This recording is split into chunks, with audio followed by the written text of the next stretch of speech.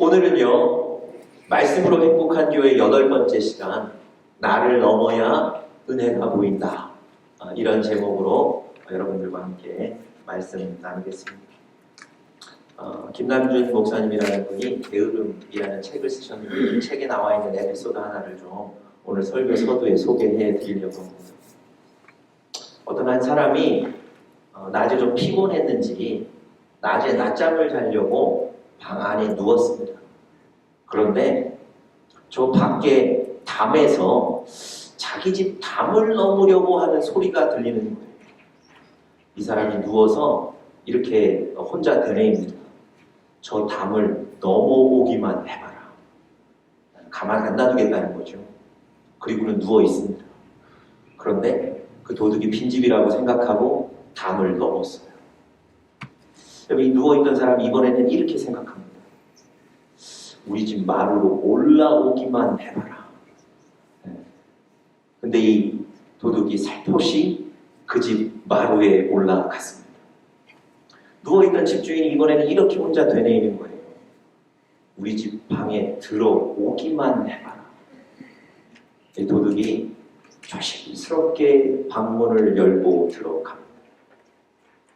그리고는 그 방에 있는 귀중한 좋은 물건들을 살짝 훔쳐서 밖으로 나가요. 여러분, 물건 훔쳐서 밖으로 나가는 그 도둑을 보고 이 누워있는 주인이 뭐라 그랬을까요? 이번에는 다음에 또 오기만 해봐라. 여러분, 이 사람은요, 자기 집을 지킬 수 있는 기회를 다 놓쳐버리는 거예요. 자기 물건을 보호할 수 있는, 아니 그 도둑을 좀 잡을 수 있는, 막을 수 있는 기회를 다 놓쳐버리는 겁니다.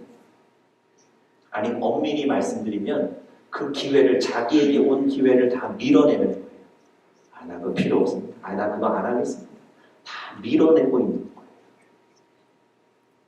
여러분, 영적으로 여러분과 제가 혹시 이런 모습으로 있지 않은지 잘 살펴보셔야 합니다. 하나님께서는 여러분과 저에게 여러 경로를 통해서 계속 말씀해 주시고 있습니다. 공적인 예배를 통해서, 이런 설교의 시간을 통해서도 말씀하시고요. 여러분 개인이 말씀을 읽고 묵상하는 시간을 통해서도 말씀하시고요.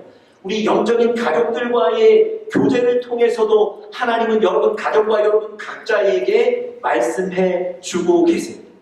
하나님께서 그렇게 말씀하시는 이유는 뭡니까? 여러분과 저에게 최선의 길을 보여주시기 위함이에요. 여러분과 제가 처한 상황 가운데 어떤 길을 가야 하는지, 어떻게 행해야 하는지 최선의 길을 보여주시기 위해서 지금 하나님은 말씀하고 계시다. 그런데 여러분과 제가 앞서 소개해드렸던 그 얘기의 그 집주인처럼 자꾸 놓치고 있는 거예요. 자꾸 밀어내고 있는 겁니다. 여러분, 혹시 여러분 자신의 모습을 돌아보시겠습니까? 혹시 하나님 말씀해 주실 때, 하나님 지금 여러분과 여러분 가정에 감동해 주시는데 혹시 밀어내고 계시지는 않나요? 혹시 그 말씀을 놓치고 계시지는 않습니까? 여러분, 신약 성경에 보니까 예수님께서 한 회당에 들어가셔서, 사람들이 예수님 말씀 듣기 위해 모인 예배당이죠. 회당에 들어가셔서 예수님 말씀을 전했는데 그 말씀을 들었던 그 모든 사람들이 예수님의 말씀의 권세와 권위를 느끼고 감동을 받았습니다. 어느 정도냐면 예수님이 말씀을 마치고 떠나가시려고 그러는데 떠나가시지 않도록 권면할 정도로 감동을 받았다. 여러분, 예수님의 말씀에 감동을 받은 사람은 그 사람들뿐만이 아닙니다. 예수님께서 거라사라는 지방에 가셔서 거라사의 악한 영에 들려서 정신이 온전하지 않은 사람을 예수님께서 기도해 주시고 말로 명하셔서 그 악한 영을 내쫓아 주셨어요. 여러분, 이 악한 영에 들렸던 사람은 사실은 가족들조차도 어떻게 할 수 없었던 사람입니다. 그래서 저 산속 어디 나무에 메어두었던 사람인데요. 예수님께서 그에게 말씀하시고 기도해 주셔서 그에게서 귀신이 떠나가게 하시고 온전하게 만드셨어요. 사람들이 그 사람이 온전하게 되어 옷을 제대로 입고 앉아있는 모습을 보고 깜짝 놀랍니다. 예수님의 능력을 찬양하기 시작해요. 이런 일을 일으키셨던 예수님께 감동하는 거예요. 그런데요, 여러분, 이렇게 감동하고 나서 예수님의 기적을 보고 예수님의 말씀을 듣고 이렇게 감동하고 나서 그들의 반응이 어땠는 줄 아십니까? 자, 우리 한번 말씀 같이 보겠습니다. 누가복음 8장 37절, 이것이 바로 그들의 반응입니다. 우리 같이 한번 읽겠습니다. 시작. 모든 백성이 크게 두려워하여 예수께 떠나가시기를 구하더라. 여러분, 잘 생각해 보세요. 말씀의 은혜를 받았다니까요. 예수님께서 악한 영을 내쫓아주시는 그 영적인 권세의 감동을 받았어요. 그런데 반응이, 예수님 이제는 우리 마을에서 좀 떠나가 주십시오. 예수님 이제는 내 삶에서 좀 떠나가 주십시오. 여러분, 무슨 얘기하는 겁니까? 분명히 예수님 말씀 듣고 은혜를 받았어요. 분명히 예수님이 베푸신 기적을 보고 감동은 했어요. 그런데 내 삶에 오셔서 나에게 그렇게 하시는 건, 우리 동네에 그렇게 하시는 건 싫다는 거예요. 그래서 예수님 떠나가시도록 부탁합니다. 여러분, 예수님이, 그들이 예수님께 떠나가 주십시오, 그 얘기를 듣고 예수님이 어떻게 하셨습니까? 배를 타고 실제로 그 마을을 떠나가셨어요. 여러분과 제가 예수님이 지금 우리에게 말씀하시고 예수님의 능력을 보여주시는데도 불구하고 우리도, 예수님 우리 집에서는 좀 떠나가 주십시오, 예수님 우리 동네에서는 좀 떠나가 주십시오, 이렇게 반응한다면 예수님 배 타고 떠나셨다니까요. 여러분과 저, 우리 사랑하는 리노 은혜교회 영적인 가족들은 예수님께서 여러분과 저에게 말씀하실 때 그 말씀을 절대로 놓치지 마시기를 간절히 축복합니다. 예수님이 여러분과 저에게 말씀하실 때 그 말씀을 우리의 삶에서 밀어내지 마시기를 축복합니다. 그 말씀을 받으셔서 그 말씀의 능력을 경험하시고 승리하시는 여러분들 되시기를 간절히 축복합니다. 오늘 우리가 열왕기상 17장 본문을 읽었는데요. 오늘 본문은 엘리야에 관한 얘기입니다. 이 엘리야가 하나님이 하신 말씀을 놓치거나 밀어내지 않고 그 하나님의 말씀을 받아서 오늘 하나님의 능력을 경험하게 되는 그런 장면의 얘기가 오늘 본문에 나와 있습니다. 사실 하나님께서 엘리야에게 말씀하셨는데 엘리야가 그 하나님의 말씀을 밀어내기 쉬웠던 말씀이에요. 그런데 이 엘리야가 그 말씀을 그대로 받았다는 거예요. 과연 엘리야가 어떻게 하나님의 말씀을 밀어내거나 놓치지 않고 받을 수 있었는지 우리가 오늘 거기에 대한 교훈을 좀 살펴보면서 여러분들과 저에게 큰 도전이 될 수 있기를 간절히 바랍니다. 첫 번째로요, 이 엘리야가 하나님의 말씀을 밀어내지 않고 받을 수 있었던 첫 번째 이유는 말씀을 받을 때 우리의 상식, 우리의 생각을 넘어야 한다는 것입니다. 다시 한번요. 말씀을 받을 때 우리의 상식을, 우리의 생각을 넘어야 합니다.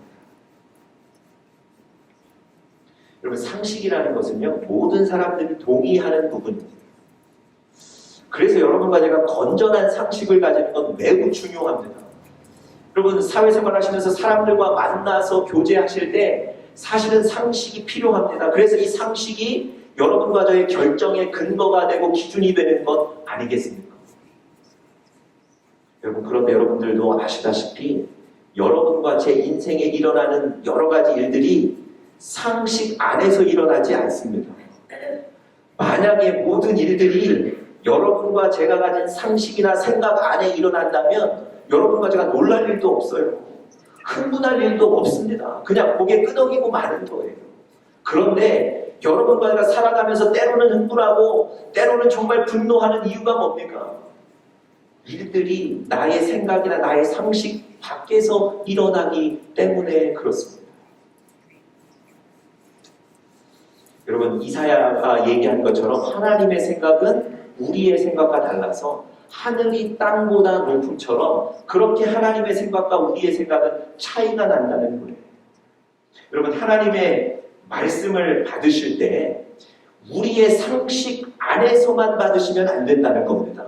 우리의 상식이 하나님의 말씀을 제한하면 안 된다는 거예요. 하나님 말씀하시면 때로는 우리의 생각, 상식을 넘어서 하나님의 말씀을 받으시는 여러분들 되시기를 간절히 바랍니다.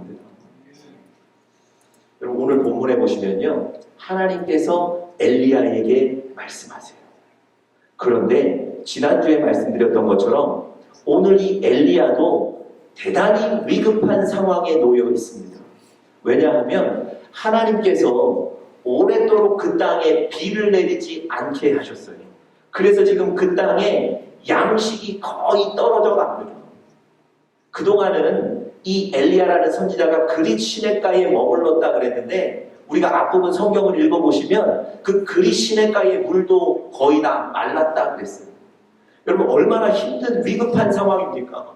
비가 오지 않아 양식은 거의 떨어져 가고요, 시냇가의 물도 다 말라가는 거예요. 엘리야가 바로 그런 상황 속에서 살 길을 찾아야 되는데, 하나님께서 엘리야를 살려주시기 위해서, 엘리야가 살 길을 발견하도록 하시기 위해서 하나님이 엘리야에게 오늘 본문에 말씀하시는 거예요. 그런데 그 하나님이 엘리야에게 하신 말씀을 우리가 조목조목 살펴보면 상식적으로는 잘 이해가 안 가는 말씀을 하세요. 자, 첫 번째로요, 첫 번째 상식적으로 이해가 안 가는 부분은 하나님께서 엘리야에게 가라고 말씀하신 목적지에 관한 얘기입니다. 자, 어디로 가라고 부르셨나요? 우리가 다 같이 9절 한번 보겠습니다. 9절 같이 한번 읽겠습니다. 시작. 너는 일어나 시돈에 속한 사르밧으로 가서 거기 머물라. 내가 그곳 과부에게 명령하여 너에게 음식을 주게 하였느니라. 어디로 가라고 말씀하십니까? 사르밧이라는 곳으로 가라고 말씀하세요. 그런데 여러분, 엘리야의 생각으로는 이게 말이 안 되는 얘기예요. 왜냐하면 여러분 아합 왕의 부인 이세벨을 잘 기억하고 계시죠? 그 이세벨이라는 사람은 우상을 섬겼던 사람이에요. 그런데 그 여인이 이스라엘의 왕의 부인이 되어서 자기만 바알이라는 우상을 섬기는 게 아니라 하나님을 섬겼던 이스라엘 백성들에게도 바알이라는 우상을 섬기도록 강요했던 사람입니다. 그리고 하나님의 말씀을 전하는 하나님의 선지자들을 잡아서 죽였던 사람이 이세벨이에요. 그러면 여러분, 이 엘리야도 하나님의 선지자였는데 이 이세벨이 하나님의 선지자였던 그 엘리야에 대한 감정이 좋았겠습니까? 여러분, 이 이세벨도 사실은 엘리야라는 선지자를 잡아서 죽이기 위해서 혈안이 되어 있는 거예요. 더군다나 하나님께서 그 땅에 비를 내리지 않겠다는 말씀을 엘리야 통해서 하셨거든요. 그러니까 엘리야가 아합 왕과 이세벨 찾아가서 하나님께서 이 땅에 3년 6개월 동안 비를 내리지 않으실 겁니다, 저주에 가까운 얘기를 엘리야가 했다는 거 아니죠. 아합 왕이나 이세벨이 이 엘리야에 대한 감정이 좋았겠냐고요. 이 엘리야는 눈의 가시예요. 아합 왕이나 이세벨이 이 엘리야를 죽이기를 원했던 거예요. 그런데 하나님께서 이 엘리야에게 가라고 말씀하셨던 그 사르밧은 어떤 땅이냐면요, 이 이세벨의 아버지가 왕으로 있는 땅이었습니다. 이세벨의 아버지 엣발이 왕으로 있는 시돈 땅 사르밧으로 가라고 하신 거예요. 여러분, 아니 엘리야를 살려주신다고 가라고 하신 곳이 적군의 땅이라는 겁니다. 여러분, 살려면 압은 우리 팀의 땅으로 가야 되는 거 아니겠습니까? 그런데 하나님은 엘리야를 살려주시겠다고 하면서 사르밧 적군의 땅으로 가라고 하시는 거예요. 엘리야가 이해가 되겠습니까? 아니 엘리야 입장에서 용기 내서 그냥 갈 수 있겠냐고요. 여러분, 이해가 안 되는 건 한 가지 더 있습니다. 9절 다시 보시면요, 사르밧으로 가서 누가 엘리야를 음식을 주고 보호할 것인지에 관한 사람에 관한 얘기인데요. 9절 제가 한번 보겠습니다. 너는 일어나 시돈에 속한 사르밧으로 가서 거기 머물라. 내가 그곳 과부에게 명령하여 너에게 음식을 주게 하였느니라. 여러분, 사르밧에 가서 누가 엘리야에게 음식을 준다고요? 한 과부가 그를 도울 것이라고 하나님 말씀하세요. 여러분, 엘리야의 상식으로는 이게 이해가 안 가는 얘기예요. 왜냐하면 그 당시 이스라엘 사회는 가부장 사회란 말입니다. 네. 그래서 그 당시에 가장 연약한 사람이 누구였냐면 과부였어요.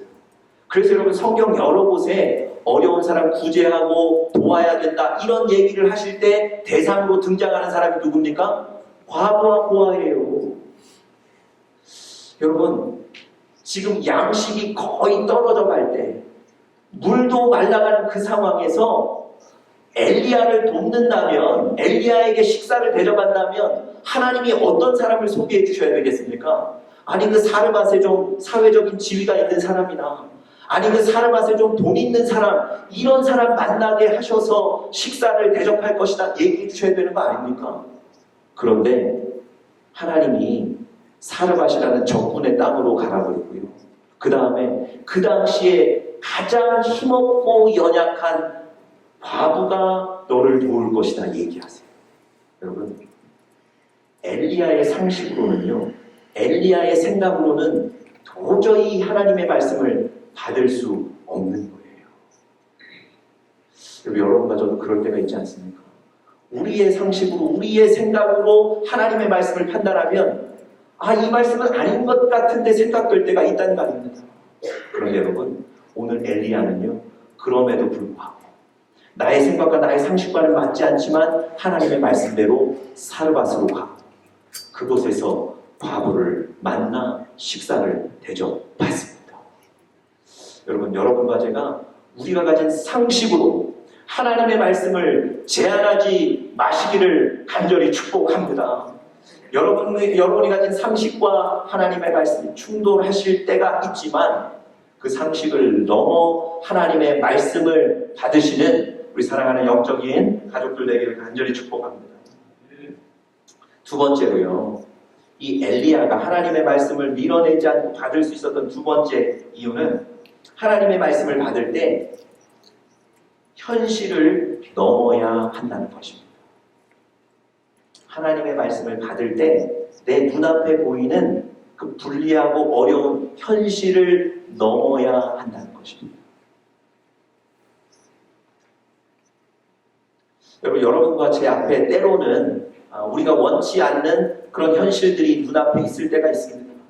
그런데 그런 현실들 때문에 하나님이 주신 말씀을 밀어내거나 놓치시면 안 돼요.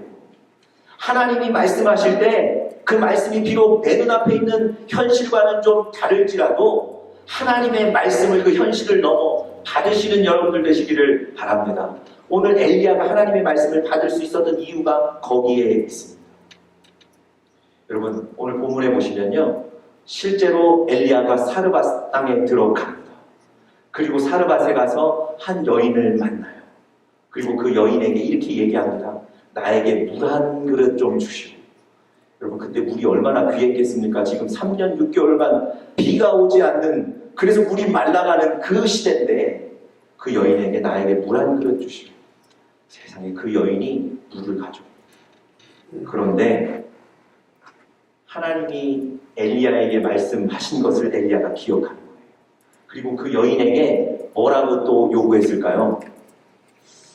물만 가져오지 말고 나에게 한 끼 식사도 좀 대접하시오. 빵을 만들어서 나에게 좀 가져오십시오. 그렇게.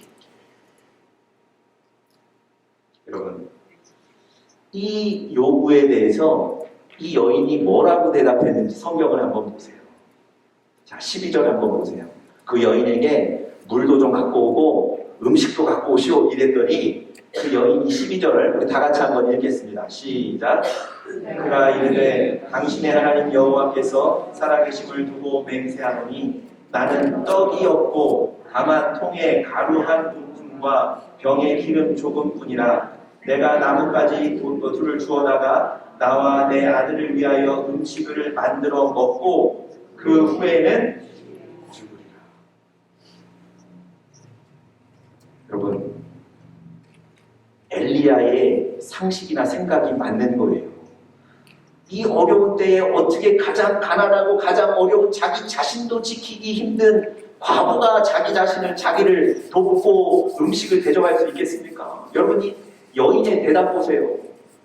나는 가진 게 전혀 없다는 거예요.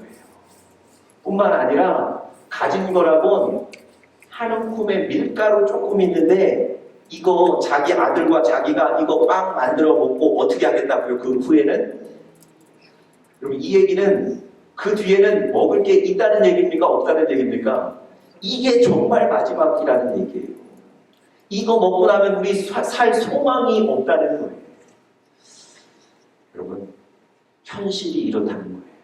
하나님은 분명히 엘리야 통해서 너 가면 사르밧으로 가면 한 과부가 너를 대접할 것이다. 너는 살게 될 것이다 얘기하셨는데 엘리야가 사르밧으로 와서 확인한 현실은 전혀 그렇지가 않아요.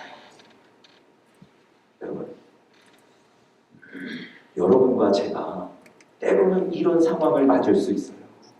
하나님은 나에게 분명히 복을 말씀하셨는데 내 상황은 그것과는 반대로 가고 있는 거예요. 여러분, 그때 하나님의 말씀이 잘못됐구나.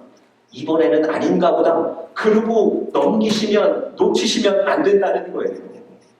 여러분, 하나님의 말씀은 변개치 않으십니다. 하나님이 여러분에게 말씀하실 때 우리의 현실을 넘어서 그 말씀을 받으시는 여러분과 제가 되기를 간절히 축복합니다. 여러분, 병들어서 거의 죽어가는 딸을 둔 아빠가 있었습니다. 이 아빠가 예수님께 나아가서 제발 내 딸 좀 살려주십시오. 우리 집에 오셔서 내 딸 위해 손 얹고 기도해 주십시오. 그렇게 예수님 앞에 간절하게 부탁했을 때 예수님께서 그 요구를 거절하시지 않고 그 바쁘신 예수님이 내가 당신의 집에 가겠다. 그러고는 그의 집에 같이 가고 계셨는데 중간에 다른 여인을 좀 이렇게 기도해 주시고 병을 고쳐주시느라고 시간을 좀 허비하셨어요. 그 여인과의 만남 이후에 다시 그 딸의 집으로 가는 도중에 그 병들어 있는 딸을 돌보던 사람들이 뛰어나와서 예수님과 그 아버지에게 당신의 딸이 이미 죽었습니다. 예수님 우리 집에 모시고 갈 필요가 없습니다. 늦었다는 거예요. 여러분, 이 아버지가 그 얘기 듣고 얼마나 절망했겠습니까? 그런데 그 얘기를 그 아버지만 들은 게 아니에요. 함께 누가 가고 있었습니까? 예수님이 가고 계셨잖아요. 예수님도 그 딸을 돌보던 사람들의 얘기를 들으셨어요. 당신의 딸이 죽었습니다. 이미 늦었습니다. 예수님 우리 집에 모시고 갈 필요가 없습니다. 여러분, 예수님 뭐라 그러셨을까요? 예수님 그 절망한 옆에 있는 그 아버지에게, 딸의 아빠에게 뭐라 그러셨을까요? 미안하다 그러셨을까요? 내가 빨리 좀 갔어야 되는데 늦어서 미안하다 그러셨을까요? 아니요. 자, 어떻게 말씀하셨는지 우리 스크린에서 한 구절 한번 보겠습니다. 마가복음 5장 36절인데요. 예수님 아주 간단하게 그 아버지에게 이렇게 말씀하셨어요. 우리 같이 읽겠습니다. 시작. 하나님이 여러분과 저에게 주시는 음성인 줄 알고 우리 좀 크게 또 믿음으로 한번 읽겠습니다. 시작. 예수님이 그 아빠에게 이렇게 얘기하셨다니까요. 두려워 말고 믿기만 하라. 그럼 이 아버지는 지금 자기 딸이 이미 죽어서 늦었다는 얘기를 들었어요. 그게 현실입니다. 그런데 예수님은 두려워하지 말고 나를 믿기만 하라는 거예요. 여러분, 이 아버지가 어떻게 했을까요? 예수님 모시고 그대로 가던 길 집으로 갔어요. 그때 예수님께서 그 집에 가셔서 그 딸을 위해 손 얹고 기도하시고 그 딸을 일으켜 주신 줄 믿습니다. 그게 바로 마가복음 5장의 얘기입니다. 여러분, 이 아빠가 자기 앞에 있었던 어려운 현실 때문에 하나님의 말씀을 밀어냈으면 이 예수님의 능력을 체험하지 못하는 겁니다. 여러분과 저는 우리 앞에 있는 현실 때문에 말씀을 놓치지 마시고 우리 앞에 있는 그 두렵고 어려운 현실을 넘어 하나님의 말씀을 붙잡는 여러분들 되시기를 간절히 바랍니다. 자, 마지막 세 번째로요. 이 엘리야가 하나님의 말씀을 붙잡을 수 있었던 세 번째 이유는 말씀을 받을 때 우리의 감정을 넘어야 한다는 것입니다. 말씀을 받을 때 여러분과 저의 감정을 넘어야. 여러분, 엘리야가 지금까지 잘 왔습니다. 사르밧까지 와서 그 여인 만나서 식사도 달라고 요구하고 또 그런 어려운 현실을 넘었어요. 그런데 그 여인이 그 어려운 현실 앞에 힘들어하고 있죠. 여러분, 그 어려운 얘기를 듣고 나는 이것밖에 없고 이것 먹고는 이제 내 아들과 지금 죽을 상황입니다. 여러분과 제가 만약에 엘리야라면, 그래서 여인에게 그 얘기를 들었다면 여러분과 저는 뭐라고 그 여인에게 대답했을까요? 아니, 나 안 줘도 되니까 당신들 먹으십시오. 아니, 아들이라도 좀 먹이십시오. 아니, 내가 어떻게 양식이라도 좀 구해와서 당신 도와드리겠습니다. 뭐 이런 얘기 하지 않을까요? 그런데 여러분, 세상에 이 엘리야는 그 여인의 그 얘기를 듣고 뭐라고 얘기하냐면, 상황이 어렵군요. 그래도 나를 위해 그 떡을 만들어 가지고 오십시오. 여러분, 대단히 비인격적인 사람 아닙니까? 아니, 어떻게 여인의 그 어려운 얘기 듣고도 자기 먼저 먹겠다는 거예요. 여러분, 엘리야가 왜 그 어려운 여인에게 그런 얘기 했을까요? 왜 그 모질고 매몰찬 그 얘기를 했을까요? 정말 여러분이 엘리야가 너무 배가 고파서 아이들처럼 음식 먼저 먹겠다고 투정하는 겁니까? 그렇지 않아요. 여러분, 엘리야가 모질지만 그 여인에게 그럼에도 불구하고 나에게 음식을 먼저 갖고 오라고 한 이유가 있습니다. 그는 지금 하나님의 말씀을 기억하는 거예요. 하나님이 분명히 사르밧으로 보낼 때 뭐라고 그러셨죠? 한 과부가 너에게 음식을 줄 것이라고 분명히 말씀하셨어요. 반드시 그 여인이 너를 공개할 것이라고 말씀하셨어요. 의심의 여지가 없는 거예요. 여러분, 엘리야는요, 지금 자기 감정 같아서는 이 여인의 음식을 먹지 않고 싶어요. 아니, 자기가 좀 더 도와주고 싶은데 하나님의 말씀을 기억하는 거예요. 하나님이 이 여인을 통해서 나에게 음식을 공급한다고 하셨다. 그렇다면 하나님이 이 여인의 인생도, 이 여인의 가정도 반드시 축복하실 것이다. 하나님의 말씀을 자기 감정 때문에 거부하는 게 아니란 말씀입니다. 여러분, 좀 모질게 보일지는 모르지만 엘리야는 지금 하나님의 말씀을 감정을 넘어 받고 있는 거예요. 여러분, 그랬을 때 어떤 일이 일어났습니까? 실제로 이 여인이 그 작은 것으로 음식을 만들어다가 먼저 엘리야에게 대접합니다. 그리고 나서는 하나님께서 엘리야를 통해서 뭐라고 축복하십니까? 당신의 가정에 이 밀가루와 기름이 마르지 않을 것이다. 오늘 본문을 다 읽어보니까 실제로 하나님의 능력이 그 여인의 과부의 가정에 일어났습니다. 여러분, 하나님의 말씀을 감정 때문에 받지 않았다면 이 능력은 체험하지 못하는 거예요. 여러분, 오늘 제가 세 가지 말씀드렸어요. 하나님 말씀 받으시기 위해서는 세 가지를 넘으셔야 된다고 그랬습니다. 첫 번째 뭐였죠? 네, 우리가 가진 상식, 생각을 넘어야 된다. 두 번째, 말씀을 받을 때 무엇을 넘어야 됩니까? 두 번째, 현실을 넘어야 된다는 것. 세 번째, 무엇을 넘어야 됩니까? 예, 우리의 감정을 넘는 것. 이렇게 해서 하나님의 말씀을 받으시는 여러분과 제가 될 수 있기를 간절히 바랍니다. 제가 마지막 한 가지 얘기만 소개해드리고 오늘 설교를 마치겠습니다.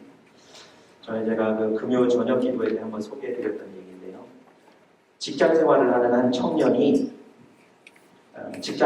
한국의 직장 생활이 너무 어려운 거예요. 새벽에 나갔다가 야근하고 회식하고 밤늦게 퇴근하고 너무 지친 청년이 그 교회 담임 목사님을 찾아와서 하소연합니다.